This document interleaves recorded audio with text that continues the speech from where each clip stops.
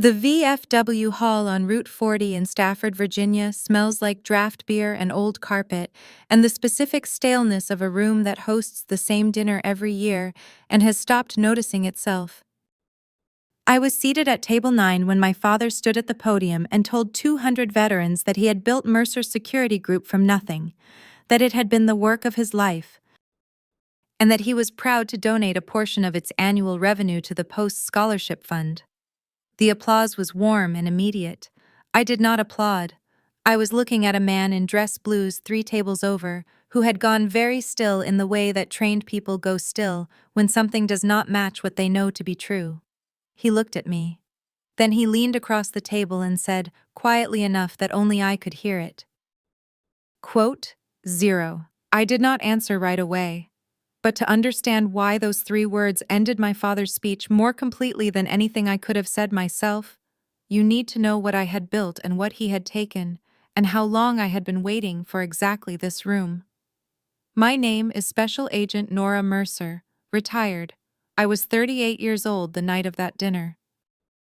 I had spent 13 years as a counterintelligence special agent with the United States Army, attached for the last 4 years of my service to a joint task force operating under Defense Intelligence Agency oversight, working out of a cover office in Rosslyn, Virginia, under a name that was not my name and a title that was not my title.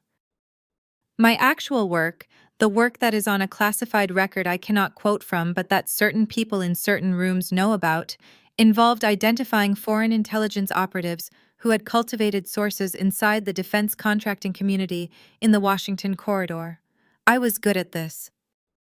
Not because I was naturally suspicious, but because I had been trained to read the difference between what a person presents and what a person is, and I had found, over 13 years, that this difference was almost always visible if you looked at the right things in the right order. In 2017, during a period when I was working under the call sign Black Widow on an operation I will not describe further, I passed the Series 65 exam in my real name and began the process of incorporating a private security consulting firm that would serve defense contractors who needed cleared personnel with counterintelligence backgrounds to audit their internal security protocols. I built the client list from relationships I had developed over a decade of operational work. I drafted the service agreements.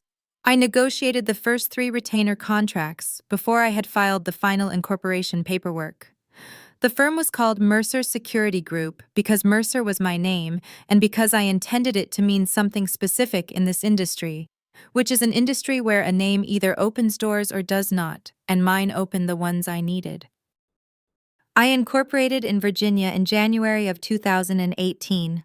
I named my father Gary Mercer as a registered agent because I was still on active duty and needed a civilian point of contact for correspondence, and because he had handled administrative tasks for my affairs before and had never given me reason to think carefully about the authority that designation carried.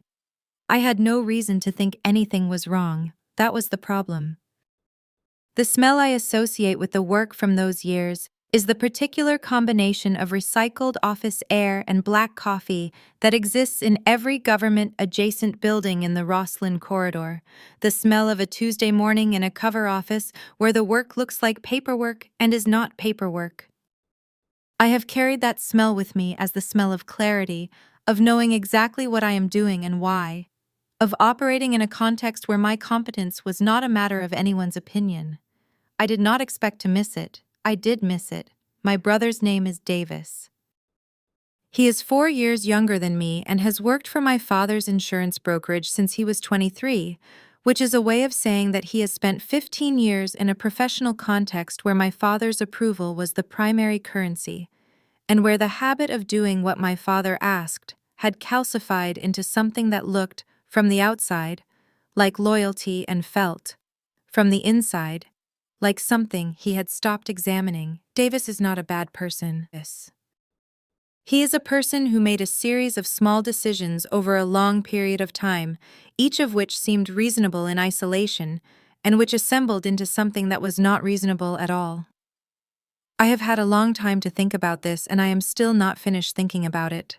My father had, at various points in my life, described my military career as a phase, as an overcorrection, and as something I did because I was not practical enough to build something real. He said these things in the particular tone he used for observations he considered factual rather than editorial. He had attended my commissioning ceremony and my retirement ceremony, and the space between those two events he had mostly filled with the assumption that I was doing something vaguely governmental that he could not be expected to understand or respect. When I told him about Mercer Security Group in late 2017, he asked how much it would make in the first year. I told him I was projecting $240,000 in retainer revenue by the end of year 2. He said, He said it the way he said things he had already decided were unlikely. The first sign I dismissed. In the spring of 2018, my father mentioned that he had spoken with a business attorney he knew, just to understand the structure of what I had set up, just to make sure everything was in order. I thanked him. I did not ask which attorney or what questions he had asked. The second sign, Davis called me in July and asked, in a careful voice, whether I had thought about what would happen to the firm's contracts if something happened to me on the assignment I was currently on. I said I had a continuity plan. He said that was good. He said Dad had been asking about it. I said I would handle it when I was back stateside.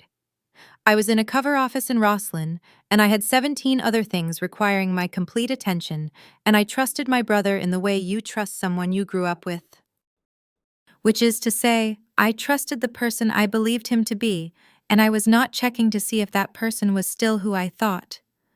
I found out later that while I was on a surveillance rotation that same July evening, Davis had signed an amendment to the Mercer Security Group operating agreement that restructured the ownership from sole proprietor to a 2-member LLC, adding Gary Mercer as a 50% equity partner.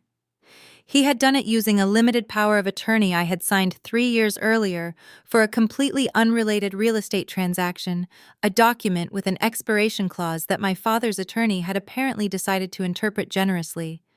He had not called me. He had not emailed me. He had waited until I was in a period of limited communication, and he had moved. It was the 4th of March, 2019, a Monday afternoon, and I was sitting in my car in the parking garage of a Whole Foods on Wilson Boulevard in Arlington, Virginia, eating a sandwich I had not tasted because I had just finished reading an email from the Virginia State Corporation Commission notifying me that the operating agreement for Mercer Security Group had been amended and that a change of registered agent had been filed, replacing my name with my father's. I had come out of my final active duty processing that morning. I had been a civilian for approximately 6 hours. My hands did not go cold. Something more specific happened. The sandwich stopped being food and became an object I was holding, and the parking garage became a location I was occupying. And my brain cleared itself of everything except the sequence of what I was reading and what it meant and what had to happen next. I called Davis from that parking garage. He picked up on the second ring. I asked him to explain the March amendment. There was a pause of about 4 seconds. Then he said, quote, _2, ___. I asked Davis if he had spoken to me directly about this. He said he had trusted Dad's representation. I asked him if he understood what he had signed. He said he had thought he was protecting the firm. He said it with the particular flatness of someone who is realizing, in real time, that the thing he had been told he was doing and the thing he had actually done are not the same thing. I ended the call. I wrote the time in the small notebook I keep in my jacket pocket, 2:47 in the afternoon. I wrote Davis's exact words. I wrote my father's name, and beneath it one line. He waited until I was in and used the window to move. Then I drove to my apartment in Alexandria, and I sat at my kitchen table, and I opened my laptop, and I began building an evidence file with the same methodical attention I had applied to 13 years of counterintelligence work. Not because I was angry. I was angry, but anger without documentation is just noise, and I had been trained to produce signal. Now I want to be clear about where I was at that point. I had been a civilian for 6 hours. I had no attorney. I had an operating agreement I had not signed and a power of attorney that had been used for a purpose it was not intended for, and a father who had apparently been planning this since at least the spring of 2018. What I also had was 13 years of experience identifying the difference between what a person presents and what a person is. My father had presented himself as a supportive registered agent. What he was a man who had watched me build something valuable and had spent a year finding the legal seam he could move through while I was looking in a different direction. He had found it.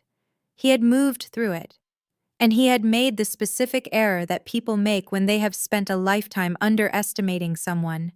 He had not considered what would happen when I came home. They had no idea what they had just done, and I was going to let them keep not knowing, for a while. Now I want to be clear about something. I did not have a plan yet. What I had was training, and training had taught me that the first thing you do when you identify a penetration of a system you are responsible for is to stop all outward movement, document everything currently in place, and find out exactly how far the penetration goes before you do anything that reveals you know it is there. I did not contact my father. I did not contact Davis again. I did not contact a single client of Mercer Security Group. I went quiet and I started pulling every thread available to me, because what I was about to find, when I started pulling those threads, would show me that the operating agreement amendment was not the end of what they had done. It was the beginning of what I could prove. The attorney I found was a woman named Carol Ashworth. She had practiced business litigation in Northern Virginia for 24 years and had handled intellectual property and business ownership disputes for 19 of them, which meant she understood the specific ways that small business structures create vulnerabilities that people with access and patience know how to exploit. Her office was in a converted townhouse on King Street in Alexandria, 2 blocks from the waterfront, and it smelled like the kind of place where serious work gets done without announcement. Old wood and printer toner, and the faint mineral smell of a building that had been standing since before anyone currently in it was born. She kept her desk clear except for the document in front of her. I noticed this and approved of it. I sat down and put my evidence folder on her desk. She opened it and read without speaking. She read slowly and completely, the way people read when they are building a structure in their mind as they go, rather than looking for a single answer. When she finished, she closed the folder and looked at me and said, "How long were you in counterintelligence?" I told her 13 years. She said, "Good. You documented everything." It was not a question. She told me the situation in the plain language I had asked for. The power of attorney I had signed in 2016 had contained a standard expiration clause of 2 years, which meant it had expired in 2018, which meant the amendment Davis had signed in March of 2018 had been executed on a document that was valid by approximately 3 weeks. 3 weeks! My father's attorney had found a window of 3 weeks and had moved through it. Carol said, __, quote _5, __. I told her which one I believed it was. She wrote something on her legal pad and said, quote 6. She told me 4 things I needed. First, the complete corporate filing history for Mercer Security Group from the Virginia State Corporation Commission, which I could pull myself as a named party. Second, the original power of attorney document with its execution date and notarization, which I had in my files from the real estate transaction it had been intended for. Third, any communications between my father and the clients of Mercer Security Group during the period when I was on assignment, which would require a formal discovery process, but which might also be obtainable more quickly if any of those clients had kept records they were willing to share voluntarily. Fourth, a valuation of the firm as of the date of the amendment, because the financial stakes would determine the level of the court's attention and the urgency of the opposing party's cooperation. She said, quote 7. She said it the same way a good analyst says the thing that organizes the picture. I had been looking for that sentence for 3 days, and when I heard it, something in my chest settled into a working position. I pulled the full filing history from the State Corporation Commission the next morning. I read it the way I read intelligence reports, chronologically, with a highlighter, noting every date and every name. What I found was a filing sequence that told a story my father had not intended me to read. The initial registered agent change, removing my name and adding his, had been filed on the 14th of February, 2019, 6 weeks before my retirement processing date. He had not waited to see if I would come home and object. He had moved before I was out. While I was still technically active duty and still operating under communication restrictions that made me difficult to reach. The amendment had been filed to precede my return by enough time that by the time I processed out, it would appear to have been in place for months rather than weeks. He had timed it to the gap between my last operational rotation and my terminal leave. 22 days. He had found a 22-day window in my availability, and he had used both ends of it. I called Carol with the dates. She said, quote, 8. She said it without emphasis, the way she said things that had legal weight. Then she said, underscore, underscore, quote, underscore, 9, underscore, underscore. I understood what she was asking. She wanted to know how far my father had gotten into the client relationships. She wanted to know if he had been representing himself as the founder. The person who told me was a man named Marcus Webb. He was a senior compliance officer at a defense contractor in Herndon, Virginia, and had been one of my first 3 retainer clients. A relationship I had built over 2 years of operational contact before I ever incorporated the firm. He was not a person I had to persuade to talk to me. He called me. He had heard I was back stateside through a mutual contact at the Defense Intelligence Agency, and he said he had been waiting for my call because something had been bothering him for 4 months. He said my father had taken 2 meetings with his legal team presenting himself as the managing partner and founder of Mercer Security Group and had submitted a revised service agreement under that description. He said the legal team had not signed it because one of their attorneys had asked for a biography, and the biography had not matched the professional background the firm's reputation was built on. He said, Nora, he told them he had 30 years of intelligence community experience. He said it carefully, the way people say things they know are going to land badly and are trying to soften the landing. I asked him if he still had the revised service agreement and the biography document. He said he had both. He said he had kept them specifically because something had felt wrong and he had wanted the record. He asked if he could do anything else. I told him what he had already done was enough. There was a pause on the line, and then he said, for what it's worth, the only reason we retained the firm was you. That was always the case. He said it simply and then changed the subject because Marcus Webb is a man who delivers information accurately and without ornamentation, and considers that sufficient. I sent Carol both documents that afternoon. She called me the next morning and said, he submitted a fraudulent professional biography to a federal defense contractor to secure a service agreement. That is a separate exposure from the ownership dispute. She paused. This is no longer just a business case. She said it the way you say things that have gotten larger than their original frame. That was when I pulled the full client communication history from the firm's email account, which I still had access to because my father had not changed the administrative credentials, which told me something specific about how carefully he had thought through the possibility that I would come looking. I pulled 12 months of outbound correspondence, and that was when I saw the date. Not February of 2019, October of 2018, 4 months before my retirement. My father had sent the first client outreach email in October of 2018, 4 months before the registered agent change was even filed.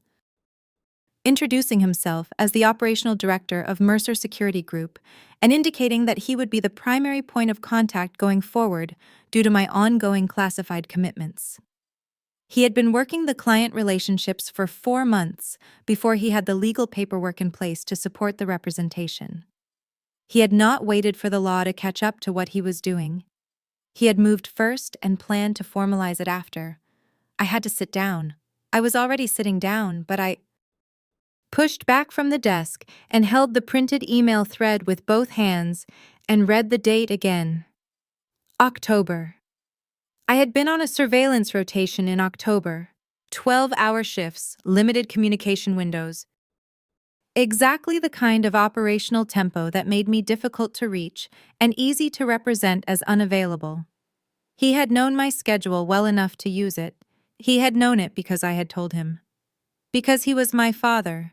And I had trusted him with the operational calendar, the way you trust a parent, with information that is not classified but is sensitive. Because you assume the people who raised you do not use what you tell them as a planning tool against you. Carol went very quiet when I sent her the October emails. I watched the silence on the phone line for about 6 seconds before she spoke. She said, quote 14. Another pause. She said, I said I understood. I did understand. I had spent 13 years identifying foreign intelligence operations that worked by the same basic principle my father had used. Find the gap in someone's awareness, move through it quietly, establish facts on the ground before the target knows the operation has begun. I had briefed that pattern to senior officers in classified settings more times than I could count. I had simply not expected to encounter it at Thanksgiving. I want to pause here for a moment. Because by the end of that week, I had the filing history, the power of attorney expiration, the fraudulent biography, the October emails, and a business valuation that Carol had commissioned, which placed the firm's value at the time of the amendment at $940,000, based on contracted revenue and the assessed value of the client relationships, which were the firm's primary asset and which my father could not have built and could not have maintained without my name attached to them. He had not just taken a business. He had taken a business whose entire value derived from who I was and what I had done, and he had tried to attach that value to himself. Carol had looked at the valuation and said, "They are going to walk into that hearing, believing the legal structure protects them. Let them." And I understood exactly what she meant. I had spent 13 years watching people operate confidently inside a cover that was about to come apart. I knew exactly what that looked like from the outside. I had everything I needed, but I had not told them that yet. But the hearing was not the room I had been thinking about since March. The room I had been thinking about was the Veterans of Foreign Wars post on Route 40 in Stafford, Virginia, where my father's retirement dinner was scheduled for the 15th of November, 2019. He had been named the post's Businessman of the Year, an honor that the nomination materials described as recognizing his founding and leadership of Mercer Security Group and its commitment to the veteran community. I had seen the nomination materials because Davis had forwarded them to me in September, in one of the careful checking-in emails he had been sending since March, emails I had been responding to briefly, and without information because Carol had told me not to communicate substantively with either of them until after the hearing. I had read the nomination materials, and I had written the date of the dinner in my notebook, and I had said nothing. Everything I had built for 8 months was preparation for a courtroom in Alexandria and a VFW hall in Stafford. One of those rooms I controlled completely. The other one was a variable. But I had been running counterintelligence operations long enough to know that the most useful thing a variable can do is behave exactly as predicted. My father was going to stand at that podium and tell 200 veterans that he had built something from nothing. I knew this because I knew him. I knew it the way I knew operational patterns, not from intuition, but from evidence, accumulated over a lifetime of paying attention to the difference between what a person presents and what a person is. I had checked the time when I pulled into the parking lot. It was 6:51 in the evening. The dinner started at 7. I had 9 minutes before whatever came next. I had been waiting 8 months for those 9 minutes. The VFW hall on Route 40 had drop ceilings and round tables with paper centerpieces and a small raised platform at the front that served as a stage for exactly this kind of evening. The kind where the community gathers to recognize one of its own, and everyone in the room has already decided how they feel before the first word is spoken. The tables were full. I counted approximately 200 people. Veterans in various combinations of dress and casual, spouses, a few younger faces I took to be family members of the honorees. The room smelled like the roast beef they were serving and old carpet, and the particular warmth of a space that has been filled with people for several hours. I was wearing a dark navy blazer over a gray blouse, and I had worn them deliberately, not to impress anyone, but to be unremarkable, to be a woman at a table who had not yet been introduced to the room, and who therefore did not yet exist in anyone's frame of the evening. I had come alone. I had taken table 9, near the back, which gave me a clear line of sight to the podium and to the room's reaction, without placing me in my father's direct eye line when he stood up. I had learned in 13 years of operational work that the most useful position in a room is rarely the most visible one. My father was at the head table in a dark suit, with a Veterans of Foreign Wars pin on his lapel that he had purchased 3 weeks prior, which I knew because Davis had mentioned it in one of his careful emails and had seemed, in the mentioning, to be aware that it was a detail I might find notable.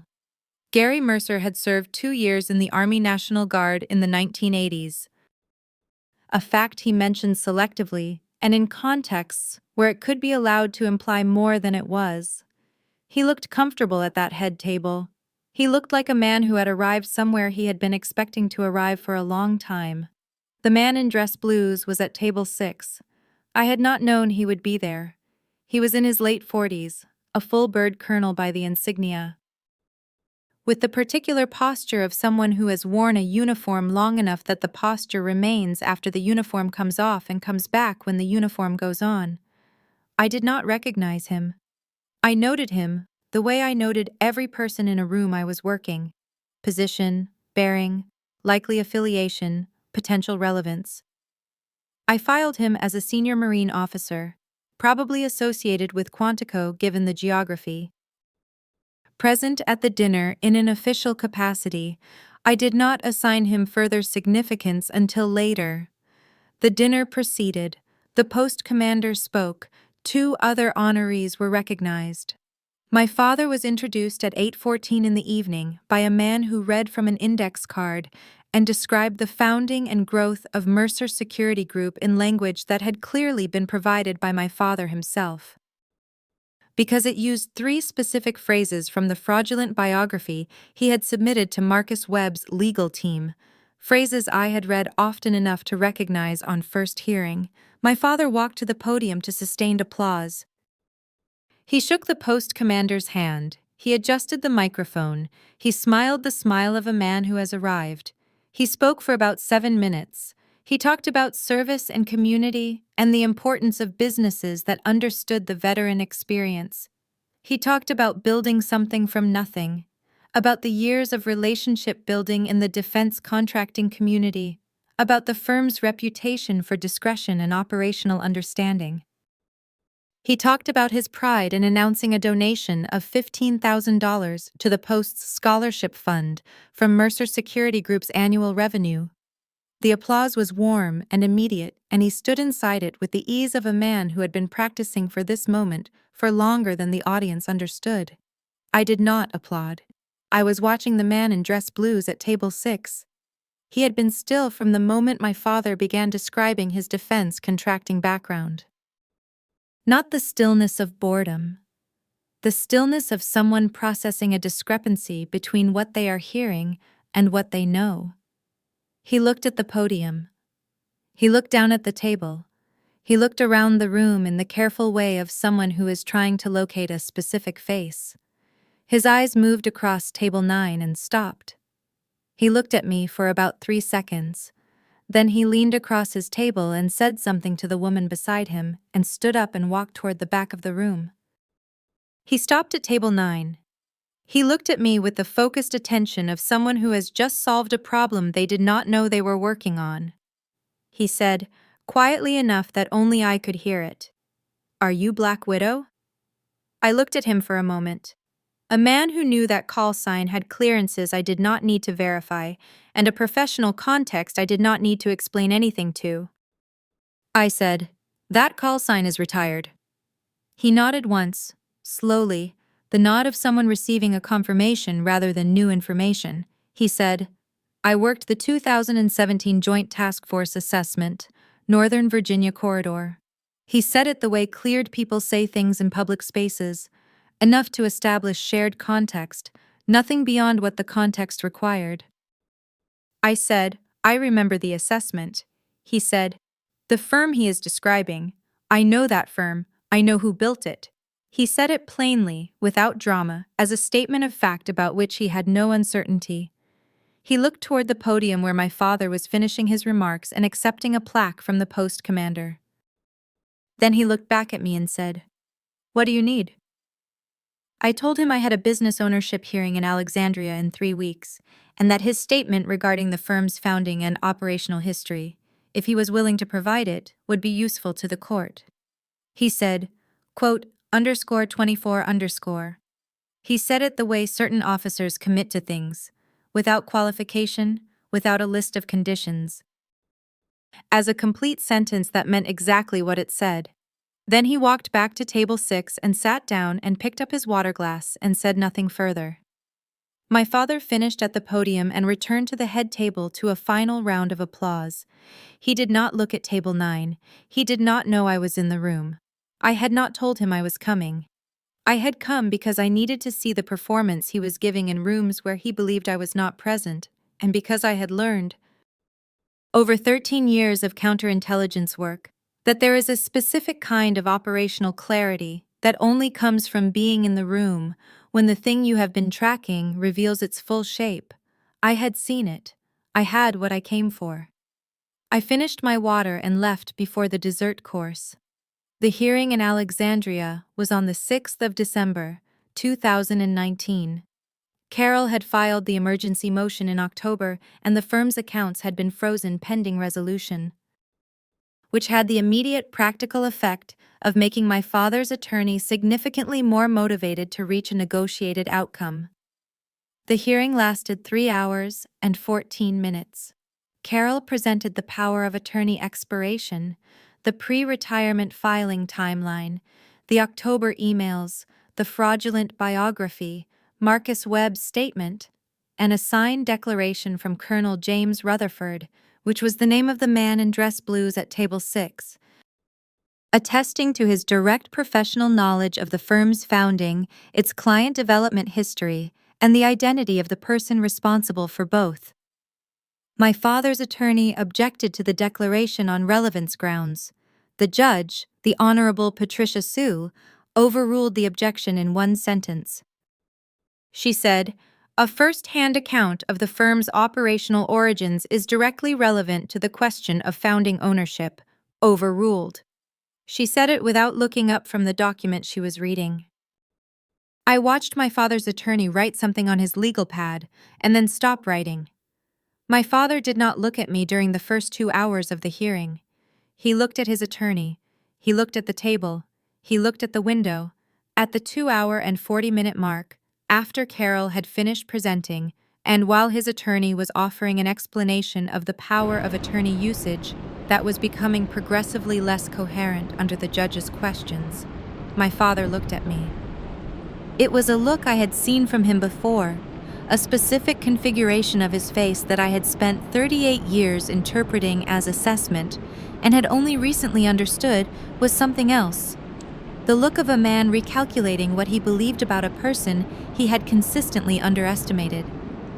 I held his gaze for about 3 seconds. Then I looked back at the judge. Judge Sue ruled from the bench. She voided the operating agreement amendment on the grounds that the power of attorney had been expired at the time of execution, and that the totality of the evidence demonstrated a pattern of conduct designed to exploit the plaintiff's operational unavailability. She awarded full ownership of Mercer Security Group to me, directed the immediate restoration of my name as sole principal and registered agent, and awarded legal fees.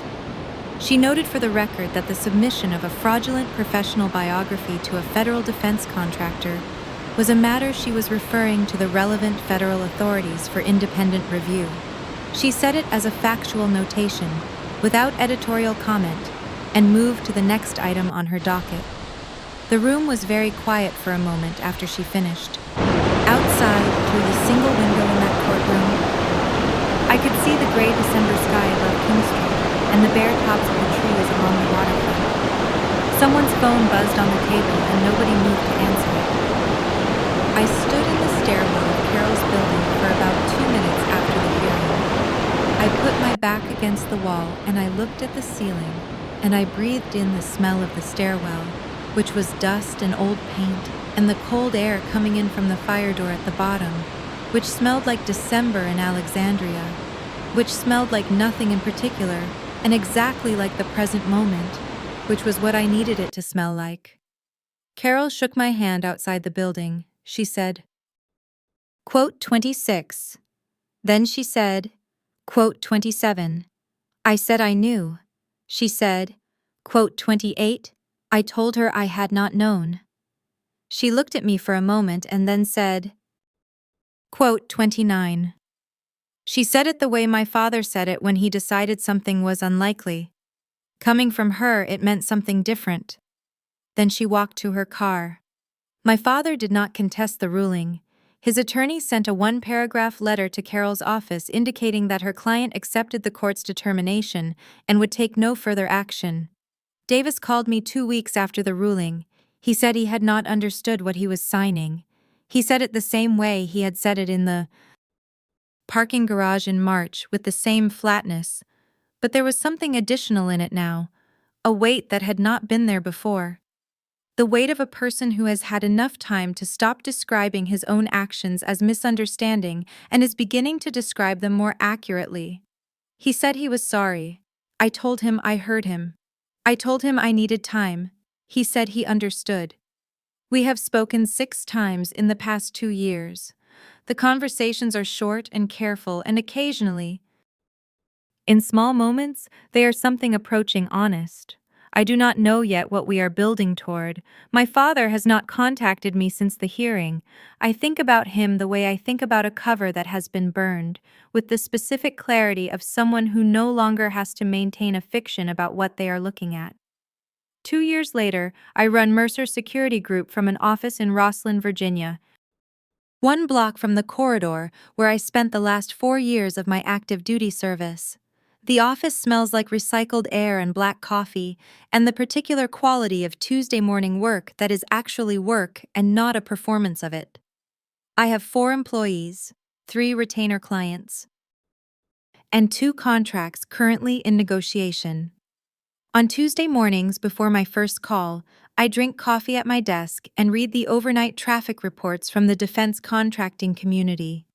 And I note the things that do not match what they should be, which is the work I have always done, in one form or another, for as long as I can remember. Colonel Rutherford, whose first name is James, and who goes by Jim in non-operational contexts, which I learned at the lunch we had in January to discuss a potential consulting arrangement, sits on the firm's advisory board. He said yes when I asked him in approximately the same amount of time it took him to say he would call Carol's office. He is a man of consistent response times. Davis sends me a message on my birthday every year. I respond. That is where we are. What I kept from all of it is the October email. The first one my father sent, the one from 4 months before my retirement, introducing himself to my clients as the operational director of the firm I had built. I keep it in a folder on my desktop labeled simply October. Not because I need the reminder of what he did, because I need the reminder of what I missed, and why I missed it, and the specific mechanism by which a person can be deceived by someone they trust, not through sophisticated deception, but through the simple exploitation of the assumption that the people who know you best wish you well. I had spent 13 years identifying that assumption as a vulnerability in other people's operational security. I had not identified it in my own. I have not made that error again. There is one more thing I have not told you yet. The call sign, Black Widow. I was asked at my retirement processing whether I wanted the call sign officially retired or transferred to a successor operation. I said retired. The processing officer typed something and said, "Done." I signed the form and that was the end of it. Except that it was not entirely the end of it, because a Marine colonel in a VFW hall in Stafford, Virginia recognized it 14 months later and stood up from table 6 and walked across the room, and the 4 words he said were the beginning of everything that followed. I think about that sometimes. The way a thing you have put away can still move in the world without you. The way a name you built means something to people who know what went into it, regardless of who tries to claim it afterward. The coffee on my desk this Tuesday morning is still hot. The overnight report has 3 items worth flagging. I have a call in 40 minutes with a new prospect who was referred by Marcus Webb. The window behind my desk faces east, and the light is coming in at the angle it comes in at in November in Virginia, low and flat and very clear, the kind of light that shows you exactly what is in the room. If you have been through something like this, I want to hear about it in the comments. And if you want to know what happened the first time I sat across from a federal reviewer looking into my father's biography submission, that story is coming next.